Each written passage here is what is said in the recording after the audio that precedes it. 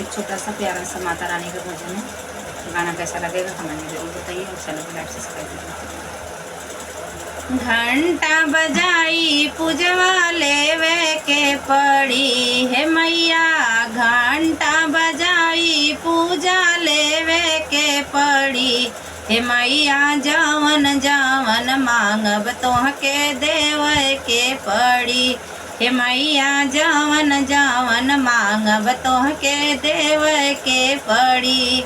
घंटा बजाई पूजा लेवे के पड़ी हे मैया, घंटा बजाई पूजा लेवे के पड़ी हे मैया, जवन जवन मांगब तोहके देवे के पड़ी हे मैया, जवन जवन मांगब तोहके देवे के पड़ी। सासू के मांगब मैया सोरहो सिंगारवा, सासू के मांगब मैया सोरहो सिंगारवा। ससुर का उमरिया बढ़ावे के पड़ी हे मैया, ससुर का उमरिया बढ़ावे के पड़ी हे मैया, जवन जवन मांगब तोहके देवे के पड़ी हे मैया, जवन जवन मांगब तोहके देवे के पड़ी। घंटा बजाई पूजवा लेवे के पड़ी हे मैया, घंटा बजाई पूजा लेवे के पड़ी हे मैया, जवन जवन मांगब तोहके देवे के पड़ी हे मैया, जवन जवन मांगब तोहके देवे के पड़ी।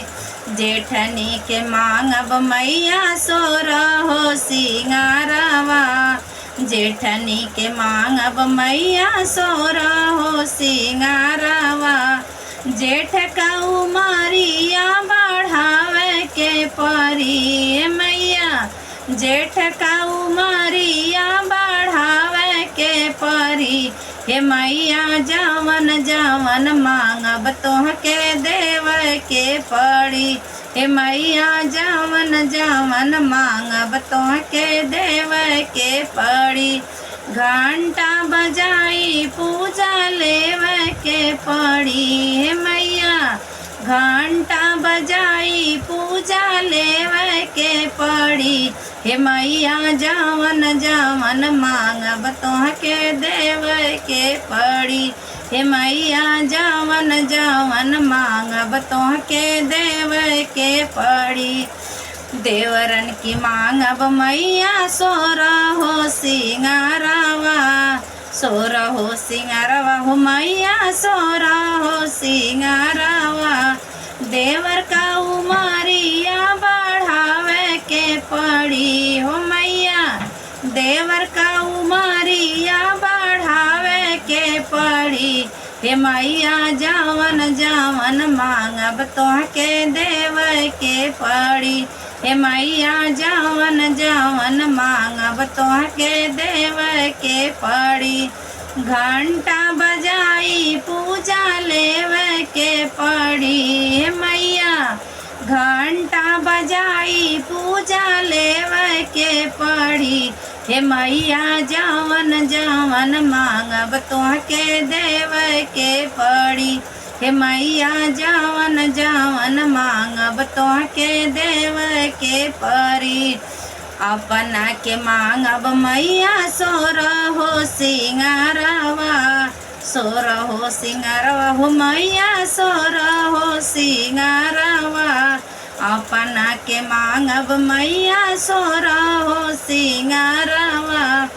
पति का उमरिया बढ़ावे के पड़ी हे मैया, पति का उमरिया बढ़ावे के पड़ी हे मैया, जवन जवन मांगब तोहके देवे के पड़ी हे मैया, जवन जवन मांगब तोहके देवे के पड़ी।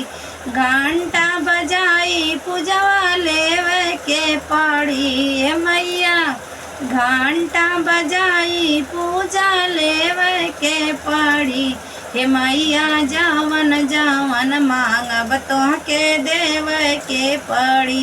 हे मैया जावन जावन मांगब तोहके देव के पड़ी। गाना कैसा लगेगा कमेंट में जरूर बताइए।